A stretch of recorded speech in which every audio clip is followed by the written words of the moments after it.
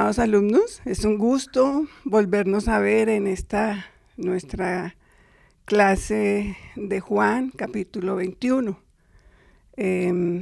Hoy terminamos ya de estudiar el libro de Juan y continúan otros temas más adelante, de todas maneras, ¿no?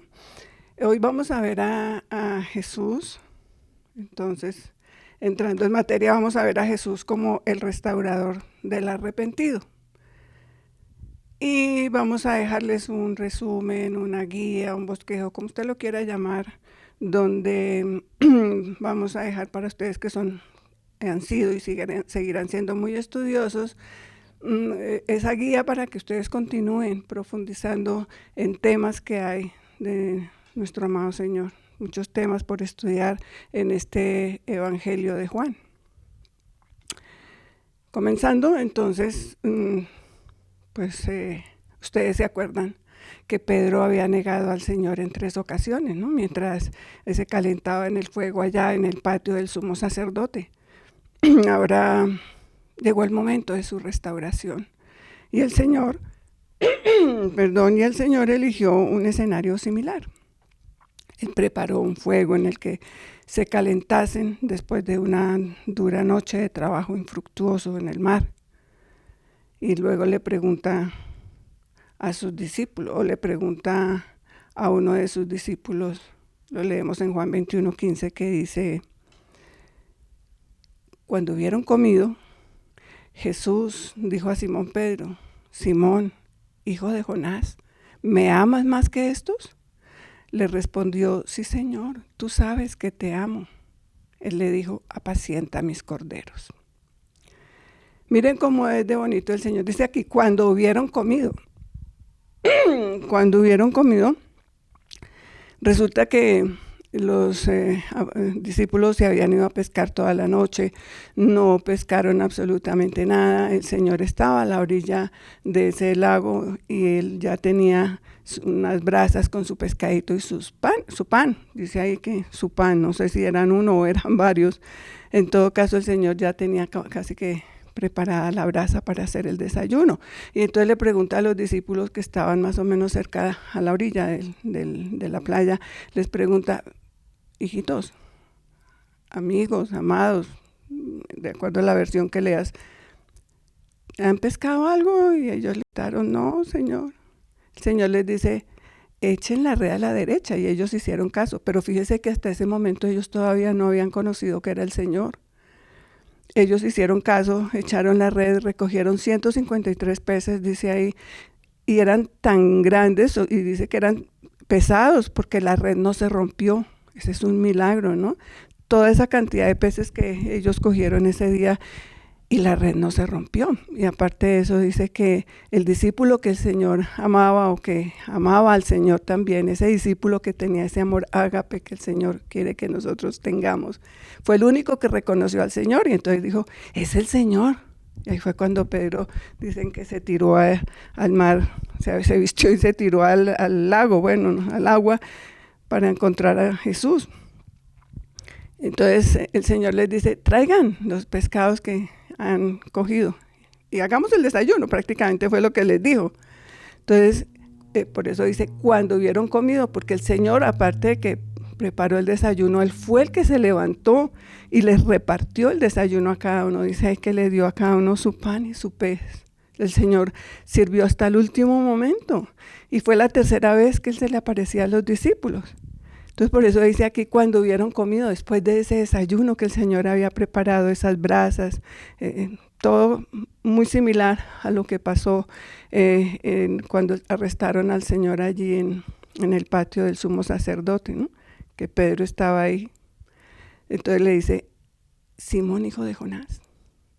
Después de que hubieron comido, después de que ya la barriguita estaba llena. Entonces el Señor ahí sí le dice: Simón, hijo de Jonás. Jesús se dirige al líder de los discípulos como Simón y no como Pedro. Pues eso tal vez era un sutil recordatorio de que Pedro no había permanecido como una roca en fidelidad a Jesús. Y estas preguntas que el Señor le está haciendo a Pedro fueron hechas para que Pedro se autoexaminara. Luego le dice el Señor, ¿me amas más que estos? Jesús aquí cuando le pregunta, ¿me amas más que estos? Se está refiriendo a un amor ágape. Me amas, es un amor ágape. Ustedes estudiaron el año pasado lo que era el amor ágape, eros, fileo, filial. Entonces entienden lo que estamos hablando aquí. Ese amor ágape es un amor que lo entrega todo, es un amor sin condiciones, es un amor desinteresado. Pedro, el Señor es como si le estuviera diciendo a Pedro, Pedro, ¿me agapeas? ¿Me amas de verdad con todo tu corazón? ¿Y qué le responde Pedro? Pedro le responde con un amor filial, con un amor, con un afecto amistoso. Él le dice, sí, yo te fileo, yo te quiero. El Señor acepta esa respuesta, ¿no? Y le dice, apacienta mis corderos. Jesús pues le está diciendo a Pedro que en vista de esa confesión, el Señor la acepta, pero debe alimentar continuamente a sus corderitos. Y el término cordero aquí hace referencia a una ovejita de menos de un año, en este caso. Volvió a decirle el Señor la segunda vez, Simón, hijo de Jonás, ¿me amas? Pero le respondió, sí, Señor, tú sabes que te amo. Le dijo, pastorea mis ovejas. Entonces, de nuevo, Jesús con esta pregunta se está refiriendo al amor ágape. Vuelve y le dice, ¿me agapeas? ¿Me amas con todo tu corazón, Pedro? La pregunta ya es más corta, ¿no? Ya no le dice, ¿me amas más que estos? Ya comparando el amor con el de los demás, ¿no? Le está diciendo, ¿me amas de verdad a mí, Pedro? Es una pregunta de verdad mucho más profunda. Y Pedro le responde a Jesús de la misma manera que le respondió en la primera pregunta, con un amor recíproco, con un amor, un afecto amistoso. Y le dice, sí, Señor, yo te fileo, yo te quiero. Y el Señor acepta esa respuesta y le dice, pastorea mis ovejas. Pastorear y apacentar es diferente, amado alumno. Pastorear, del griego poimaino, significa atender, mantener, cuidar, gobernar, guiar, guardar. Y apacentar, del griego boscos, que significa alimentar, nutrir. Entonces, Pedro debe guiar y cuidar continuamente a las ovejas del Señor. Ya aquí no le dijo corderitos, sino le dijo mis ovejas. Y le dice pastorea, ya no le dijo apacienta. Pastorea mis ovejas. O sea, en la primera pregunta el Señor como que le dijo, alimenta o apacienta a mis corderos. Y en la segunda pregunta el Señor le dice, pastorea o disciplina a mis ovejas. Y a nosotros nos parece que no debería de ser así, ¿no, amado alumno? Que debería ser al revés, es decir, disciplinar a los más jóvenes y enseñar a los mayores. Pero el método nuestro no es el apropiado, sino el método expuesto por el Señor. Nosotros debemos alimentar o apacentar los corderos y disciplinar a las ovejas mayores. ¿Por qué? Pues, amado alumno, porque los corderos siguen naturalmente a las ovejas. Los corderitos hacen lo que ven hacer a las ovejas. Son las ovejas mayores entonces las que deben ser disciplinadas o pastoreadas y los corderitos deben ser alimentados.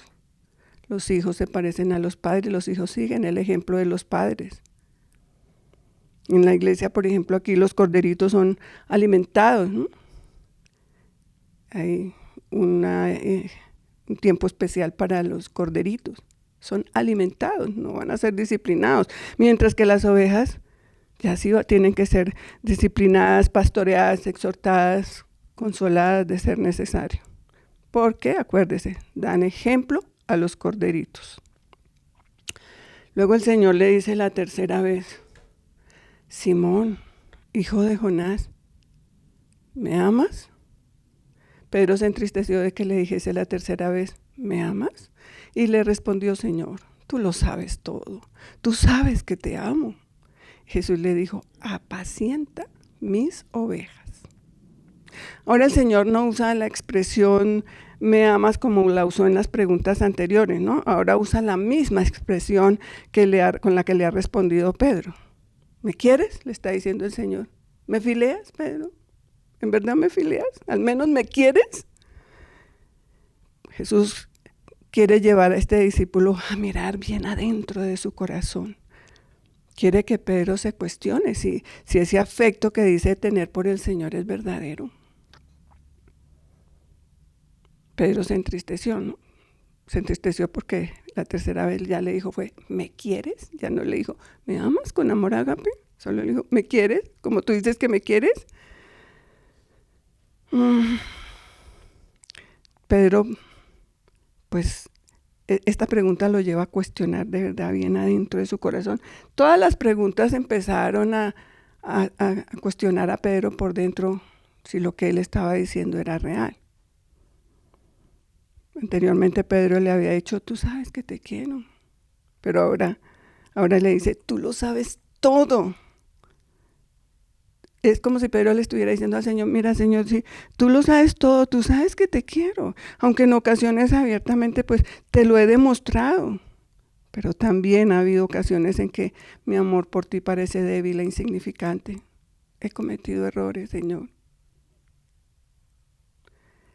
Sin lugar a dudas, ese proceso de restauración tuvo que ser muy duro para Pedro. Empezar a pensar él y a cuestionarse todo lo que había sucedido. Acuérdense que Pedro dice que cuando estaba allí en el patio del sacerdote, y salió de allá, dice que lloró amargamente lo que había hecho mal. Y todo eso pues son recuerdos que venían a la cabeza de Pedro con estas preguntas, y eso era lo que el Señor quería verdaderamente. Finalmente Pedro reconoció que su amor por el Señor pues no era ese amor ágape, era un poquito más pobre, pero que sin embargo él amaba realmente al Señor, y también él reconoció que él no tenía por qué sentirse superior a sus discípulos pensando que amaba más al Señor que todos los demás. A nosotros nos ha pasado lo mismo, ¿no? ¿Cuántos errores hemos cometido? Nos hemos arrepentido, pero nos cuestionamos porque el Señor en ese momento ya nos está restaurando. Nos cuestionamos lo que hemos hecho y nos pasa lo que le pasó a Pedro. Esa es la manera en que el Señor a nosotros también nos restaura. Con amor, con una sutileza que solo el Señor lo puede hacer. Ahora el Señor le dice aquí, apacienta mis ovejas. Jesús acepta la confesión de Pedro y le da la orden ya de cuidar a su pueblo, como lo ha venido haciendo. Cuidar el rebaño del Señor. O sea, las pequeñitas y las grandes. Y aquí nosotros deberíamos de preguntarnos, ¿amamos al Señor? ¿De verdad lo amamos con amor ágape o con amor fileo? También podríamos preguntarnos, ¿nos sentimos superiores a los demás? Es que yo sí amo al Señor, yo sí hago bien mi trabajo, yo sí, no como los demás. Es que yo sí sé. Preguntémonos. Aparte de eso, las preguntas que el Señor le ha hecho a Pedro para restaurarlo sobre todo esa negación que él hizo del Señor. Y fíjese que finalmente el Señor pues completa como esa restauración que le hace a Pedro, diciéndole cómo iba a expresar él en el futuro ese amor, que lo iba a expresar de verdad de una manera más elevada, como Pedro quería expresarlo. Entonces dice el Señor en Juan 21:18, de cierto te digo, cuando eras más joven, te ceñías e ibas a donde querías. Mas cuando ya seas viejo, extenderás tus manos y te ceñirá otro y te llevará a donde no quieras. Y le sigue diciendo, esto dijo, dando a entender con qué muerte había de glorificar a Dios. Y dicho esto añadió, sígueme. Entonces Jesús le revela a Pedro de qué manera iba a morir y que esa muerte de Pedro sería una forma de glorificar a Dios, demostrando así su fidelidad hasta el final y demostrando un amor ágape, ese amor que es capaz de darlo todo aún, incluso hasta la muerte por el Señor. A pesar de esa negación que Pedro había hecho, el Señor lo restaura, lo llama nuevamente a seguirlo, a trabajar para el Señor. Y ese servicio implicaba sacrificio. El Señor nunca lo recriminó, ¿no? Nunca lo juzgó. Nunca le dijo, no, Pedro, tú me negaste 3 veces, ¿qué quieres ahora? Nunca el Señor hace eso con nosotros tampoco. Él no nos juzga, Él no nos da, como dice uno, no pone el dedo en la llaga y a ver cómo lo hago sufrir más. No, el Señor con amor. Fíjense que después de que ya había comido, es que viene y ya tenía su barriguita llena, el Señor empieza esa restauración en la vida de Pedro y Él hace lo mismo con nosotros, amado alumno. Siempre el Señor está ahí presto para restaurar la vida de nosotros en lo que nos hayamos equivocado. Una vez restaurado Pedro, públicamente fue restaurado y aceptada esa confesión como verdadera, el Señor le dice, sígueme. Es decir, ya Pedro estaba preparado para seguirlo más allá de sus fuerzas. Ahora sí estaba preparado. Es como si el Señor le estuviera diciendo a Pedro, mira, Simón Pedro, ahora sí puedes seguirme hasta donde tu corazón un día anheló seguirme. ¿Por qué? Recuerdan que cuando en la última cena el Señor les dijo que pues Él ya iba a partir, y Simón Pedro le dice, Señor, ¿a dónde vas? Y el Señor le contesta, a donde yo voy tú no me puedes seguir ahora, pero me seguirás después. Y Pedro le dice, Señor, ¿por qué no te puedo seguir ahora mismo? Yo daré mi vida por ti. Mira lo que dice Pedro ahí. Y ese era el anhelo del corazón de este intrépido hombre, pero cuando la ocasión se presentó en su debilidad, este discípulo que caminó sobre las aguas, lo negó y lo negó con maldición. ¿Lo recuerdan? Pero mire, el Señor lo restauró. Lo restauró con mucho amor, con una delicadeza, con sutileza. Ay, solo Jesús hace eso en la vida de nosotros, amados alumnos. Él no nos recrimina. Con su amor ágape, Él nos restaura a cada uno de nosotros. Qué bonito es ver esto, ¿cierto? Como el Señor, a pesar de lo que Pedro había hecho a veces mal,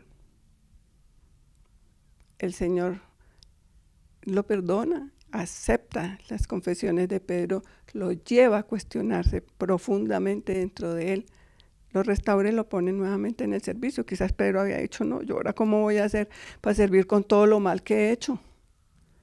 Pero el Señor le dice, no, te restauro y te coloco nuevamente en el servicio y ahora con más ímpetu, con más ganas, no sé, con más fuerzas. Hace el Señor eso con él y Él lo hizo con él y lo hace con nosotros. Entonces vamos a resumir estos cortos versículos que estuvimos estudiando sobre la restauración, amado alumno. En esa primera pregunta, sí, Jesús cuestiona la superioridad del amor de Pedro, porque él creía que amaba más al Señor que los demás discípulos. Siempre ellos estaban por allá discutiendo quién será el mayor, quién será el más grande, quién será el que va a sobresalir sobre todos ellos, pero eso no era lo que el Señor les estaba enseñando, ni es lo que el Señor quiere en la vida de nosotros tampoco.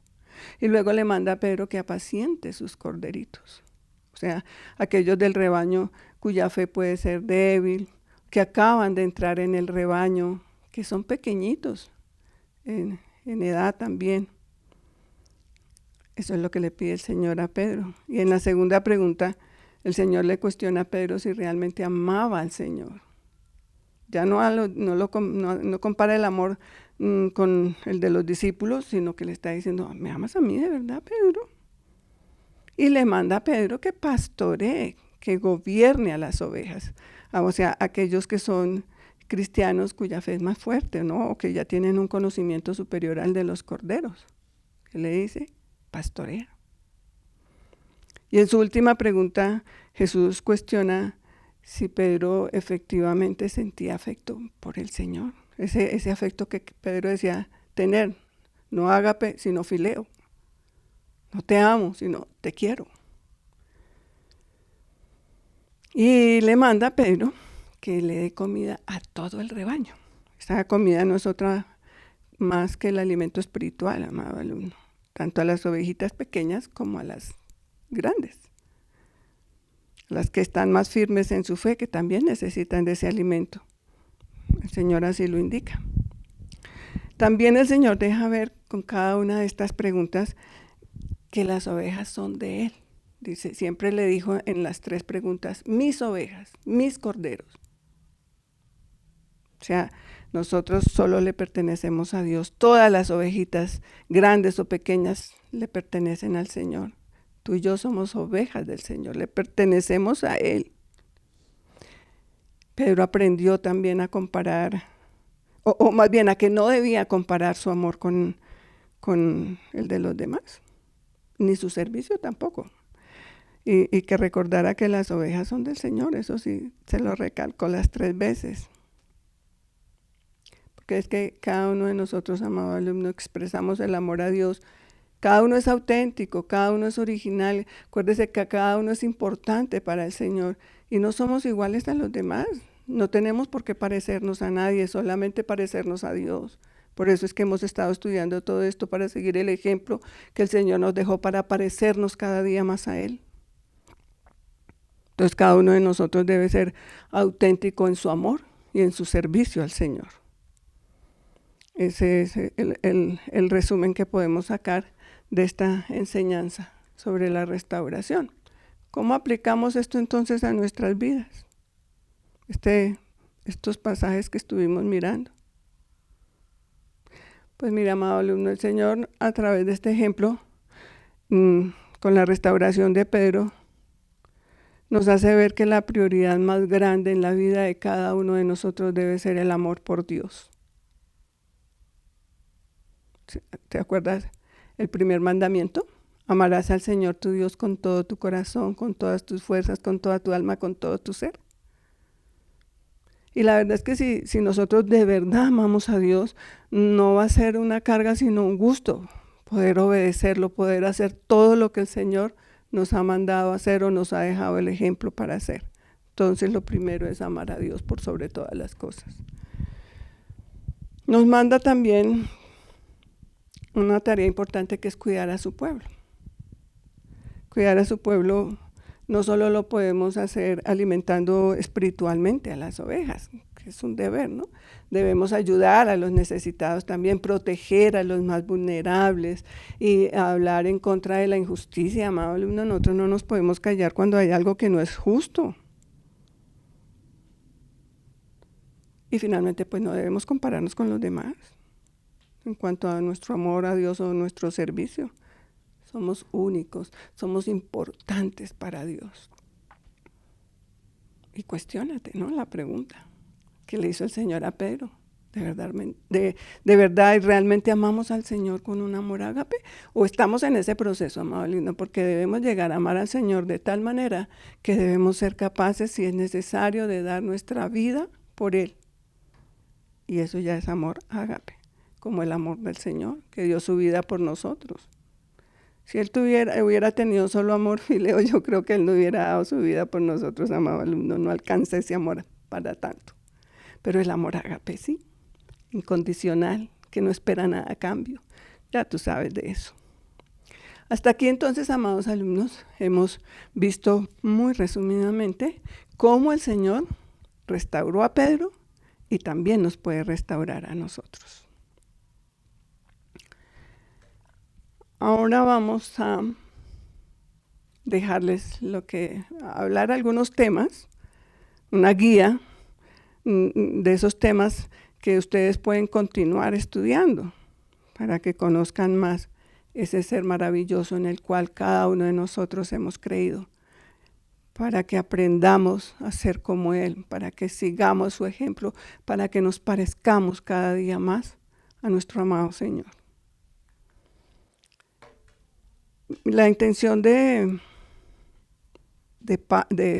Juan, cuando escribió este evangelio, que lo escribió más o menos entre los años 85 y 90 después de Cristo, y que lo escribió casi al mismo tiempo que escribió el Apocalipsis, Juan se enfoca en demostrar que Jesucristo es el Mesías, ese Dios encarnado, y que debemos creer en Él, sí, para tener vida eterna. Juan se preocupa en demostrar o en presentarnos a Jesús como el verbo divino preexistente, que no lo hacen los otros evangelios. Nos presenta a Jesús como el agente de la creación, como la fuente de vida, como la luz, como aquel que comparte la misma esencia con el Padre. Nos presenta sus milagros, sus declaraciones del yo soy, su relación única con el Padre, un testimonio que nos afirma la deidad de Dios, pero también su humanidad. Dice Juan 20:31, pero estas cosas se han escrito para que creáis que Jesús es el Cristo, el Hijo de Dios, y para que creyendo tengáis vida en su nombre. Ese es el enfoque que Juan le da en su evangelio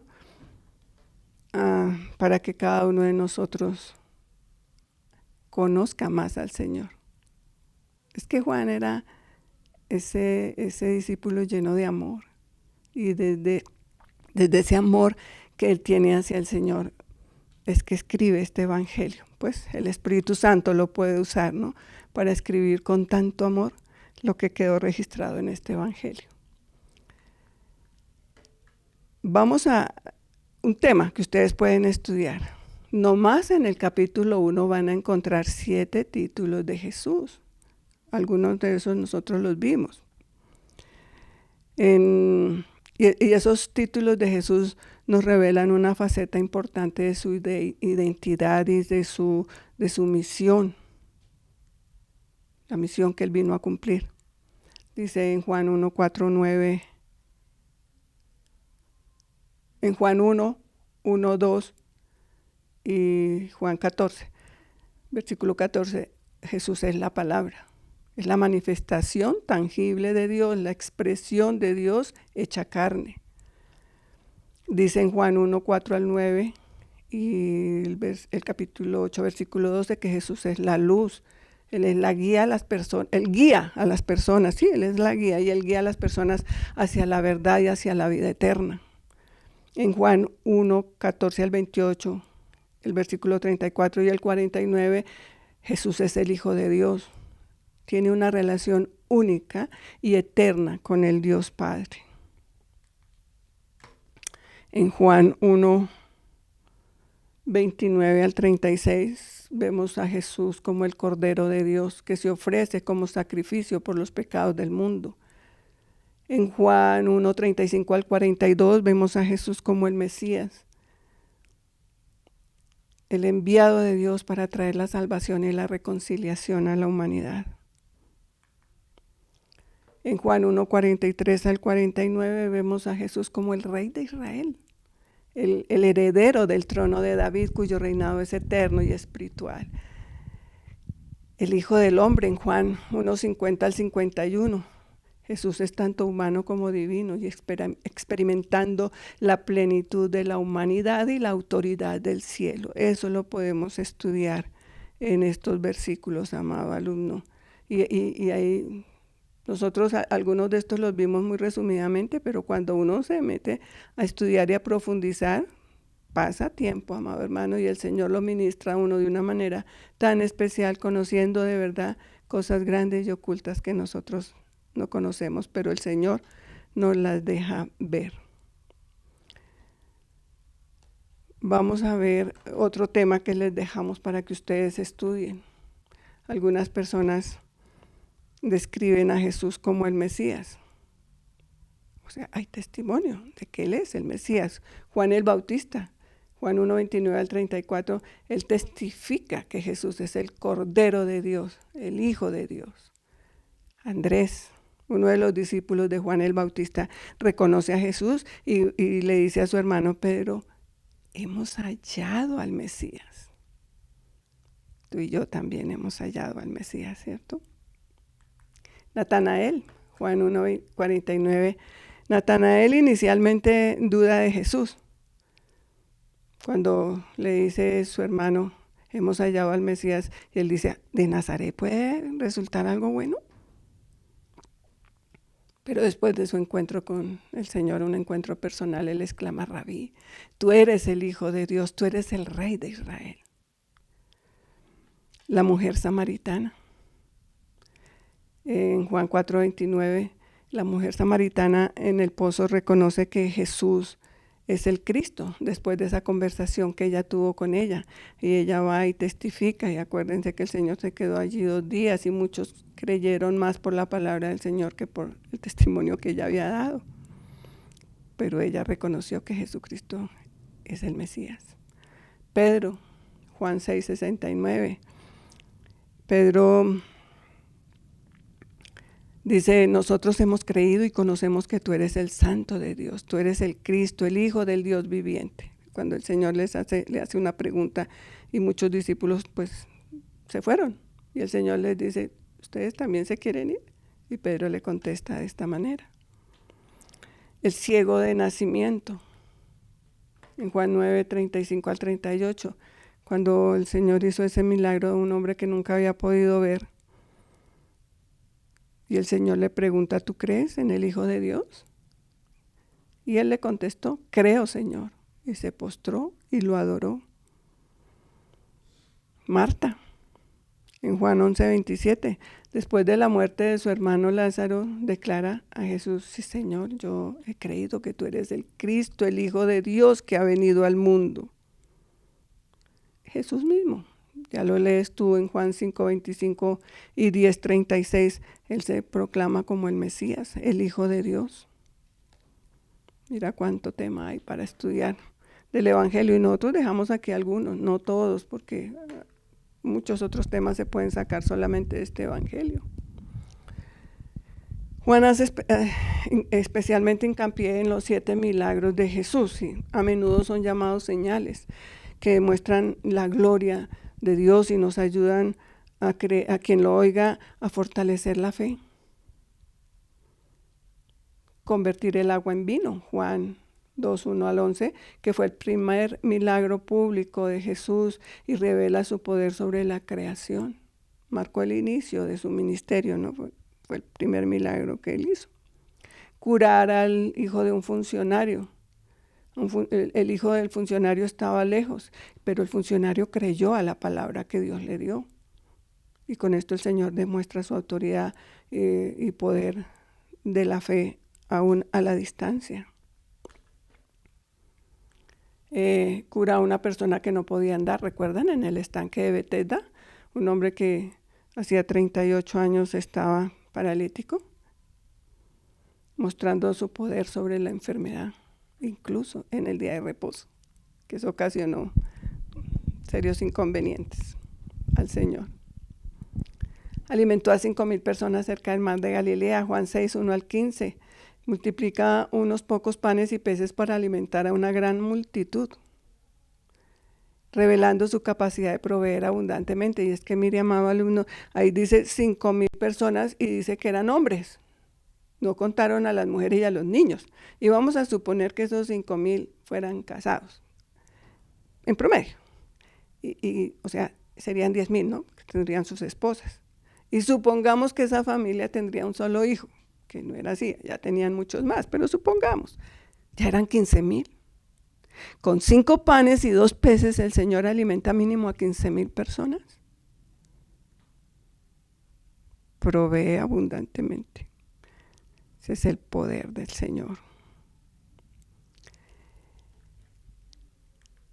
Caminar sobre el agua. Jesús demuestra su poder sobre la naturaleza, ¿no? Al caminar sobre el mar de Galilea, calmando la tempestad y calmando el susto de los discípulos que estaban asustados de que a quien estaban viendo caminando sobre las aguas. sanar a una persona que era ciega de nacimiento. Juan 9, 1 al 7. Le devuelve la vista a un hombre que jamás había podido ver. Pues eso realiza una sanación profunda, amado, y simbólica, ¿no? Es que eso era algo imposible, pero para Dios no hay nada imposible. Y eso lo llevó también a un conflicto con los fariseos. Estudiamos eso, pero hay que profundizar más. Resucitar a Lázaro entre los muertos. Mira, Juan 11, 1 al 45. Sí, este es el clima de las señales en Juan, donde Jesús vence a la muerte misma, demostrando su poder entonces sobre la vida y sobre la muerte. Y mire que Juan no registra todos los milagros que Jesús realizó. Él selecciona específicamente estos 7 para mostrar que Jesús es el Cristo, el Hijo de Dios, y de esta manera revela diferentes aspectos de la identidad y del poder de Jesús. Algunas de estas señales no están registradas en los otros evangelios. Otro tema para estudiar. Cuando Jesús se refiere a sí mismo como yo soy. Él se describe a sí mismo como yo soy. Y eso a menudo provocaba controversias alrededor de él, ¿no? Pero esta frase tiene una importancia teológica y evoca el nombre de Dios en el Antiguo Testamento. Cuando él se llamaba en el Antiguo Testamento Yahvé, que a menudo se traduce como yo soy el que soy. Eso está en Éxodo 3:14. Al utilizar yo soy, Jesús está demostrando su divinidad y su identidad con el Dios Todopoderoso. Dice en Juan 6:35, yo soy el pan de vida. Yo soy el pan de vida. El que a mí viene nunca tendrá hambre y el que en mí cree no tendrá sed jamás. Yo soy la luz del mundo. Juan 8:12. Yo soy la luz del mundo. El que me sigue no andará en tinieblas, sino que tendrá la luz de la vida. Yo soy la puerta de las ovejas. El que por mí entrare será salvo y entrará y saldrá y hallará pastos. Yo soy el buen pastor. El buen pastor su vida da por las ovejas. Yo soy el buen pastor y conozco mis ovejas y las mías me conocen. Juan 10, 11 y 14. Yo soy la resurrección y la vida. El que cree en mí, aunque esté muerto, vivirá. Juan 11, 25. Yo soy el camino, la verdad y la vida.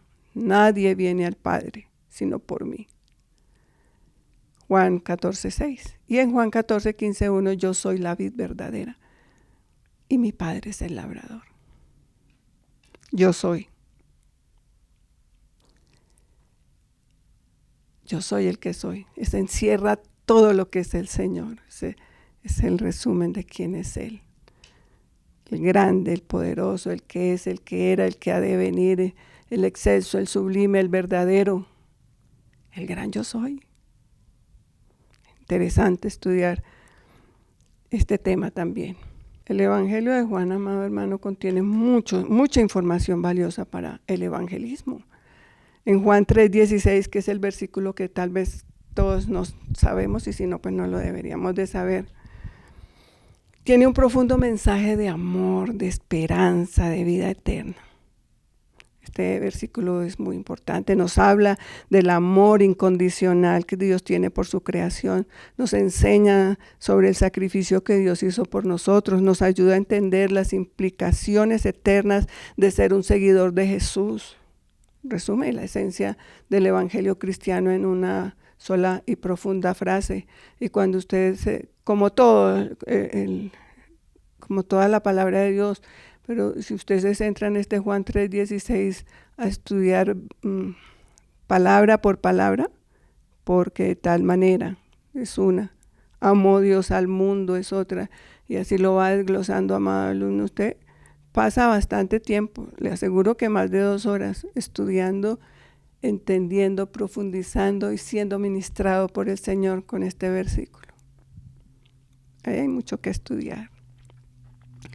En los capítulos 3 y 4 Los encuentros registrados entre Jesús y Nicodemo y entre la mujer samaritana allí en el pozo nos enseñan, ahí podemos aprender mucho del modelo del evangelismo personal de Jesús. Nosotros que, pues aquí en la iglesia, el Señor nos ha mandado a discipular.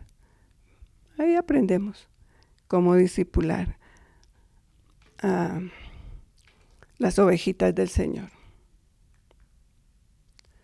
En Juan 14, 1 al 6, el 16 y Juan 16, 33, son palabras de consuelo que Jesús dio a sus discípulos antes de su muerte, ¿no? Y nos habla de que son palabras de consuelo para nosotros también, nos habla de que va a preparar un lugar para nosotros y de que confiemos, porque aunque tengamos aflicción, Él ha vencido. Sí, son palabras de consuelo para nosotros en un mundo lleno de aflicciones, de desafíos, amado alumno. Cuando nosotros leemos esos versículos y los estudiamos a profundidad, recibimos una paz que solamente Dios nos puede dar. Su oración como sumo sacerdote, por ti y por mí. En el capítulo 17, nosotros vimos algo muy resumido, pero cuando usted se mete a estudiar de verdad y a profundizar en ese capítulo, ay, amado alumno, toda la palabra del Señor, de verdad que como que no le alcanza a uno el tiempo para poder aprender todo lo que el Señor quisiera que aprendiéramos. Entonces, estimado alumno, el Señor Jesucristo, mire lo que queda registrado aquí, para que medite y reflexione en estas palabras. El Señor Jesucristo debe ser el Señor de su mente. El Señor Jesucristo debe ser el Señor de sus pensamientos. El Señor Jesucristo debe ser el Señor de su corazón. El Señor Jesucristo debe ser el Señor de su voluntad. Amado alumno, si el Señor Jesucristo no es Señor de todo esto, no es el Señor de todo en usted, entonces Él no puede ser Señor de su vida. El Evangelio de Juan es una invitación entonces a seguir a Jesús hasta la muerte, de ser necesario, sin competencias, sino con obediencia. Hay que seguir a Jesús cualquiera que sea la condición que Él establezca, sin comparar nuestro servicio o nuestro amor por Él con el de otros. Acuérdese, somos únicos y es su Espíritu Santo el que nos guía. Cada uno de nosotros tiene un servicio, cada uno de nosotros el Señor nos dejó una tarea que cumplir en esta tierra y es con la ayuda del Espíritu Santo que cada uno la va a cumplir sin parecerse al otro, sin tener que imitar a nadie, al Señor. A nadie más tenemos que imitar, solo a Él. Entonces, como decimos, hay muchos más temas para estudiar, pero aquí le dejamos estos poquitos, amado alumno, para que usted todo juicioso profundice en ello y aprenda más del Señor.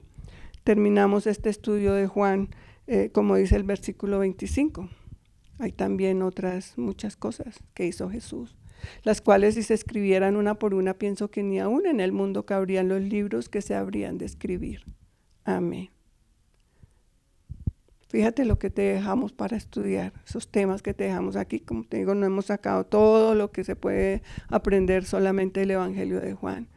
Y con esos temas ya tienes para que dures por lo menos un año estudiando, amado alumno. Entonces imagínate lo que dice Juan. Si él hubiera escrito todo lo que hizo el Señor, no cabrían los libros. Pero el Espíritu Santo, ¿qué hizo? El Espíritu Santo dejó registrado en la palabra lo que cada uno de nosotros, lo que Él sabía que nosotros necesitábamos para conocer al Señor, para tener esa salvación y esa vida eterna, para cumplir el propósito del Señor. Lo que Él nos dejó registrado, eso es, para la vida nuestra. Y para poder vivir con el Señor por la eternidad, compartir la gloria que Él quiere compartir con nosotros. Hasta aquí, amados alumnos, entonces terminamos el estudio del libro de Juan. Continúan otros temas que los va a encontrar también en su cartilla, la cartilla que usted solicitó al comienzo de este semestre.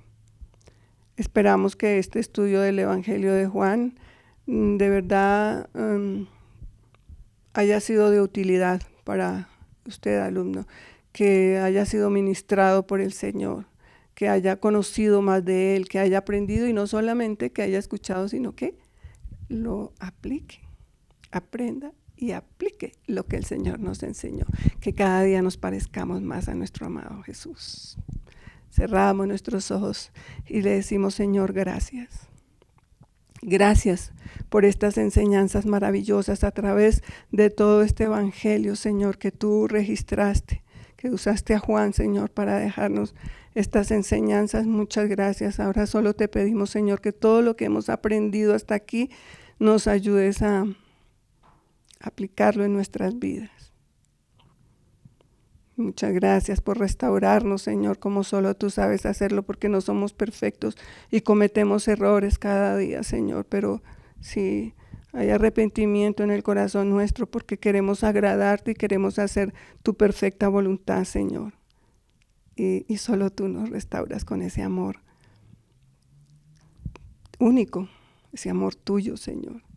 Nadie más lo puede hacer mejor que tú. Gracias, Señor.